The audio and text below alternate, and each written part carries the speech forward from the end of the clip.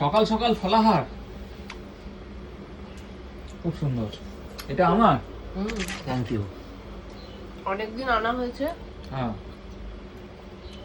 খাবো খাবো খাবো করে খাওয়াই হয় না, ওর জন্য এখন তরমুজ কেটে বসেছি, তরমুজ খেয়ে তারপর রান্না দিয়ে যাবো।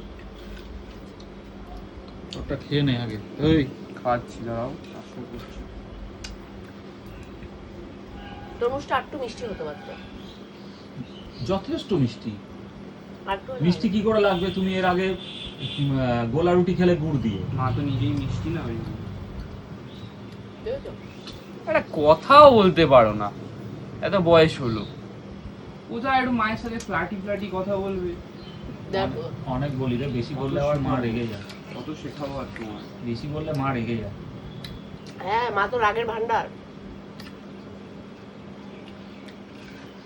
দেখো খেয়ে অতটা তোমারও মিষ্টি লাগবে না। মিষ্টি না তুমি তো আগের দিন খেয়েছো, মিষ্টি লাগেনি? ফ্রিজ আবার রয়েছে না, একটু জল জলসা হয়ে গেছে। ফ্রিজে কি করে জলসা হয়? ঠিক আছে চলো বন্ধুরা, তরমুজ খাই। তরমুজের দিন তো প্রায় শেষই হয়ে আসলো, কারণ বর্ষা পড়ে যাচ্ছে। আর আমার হাত আজকে পুরো এই দেখো,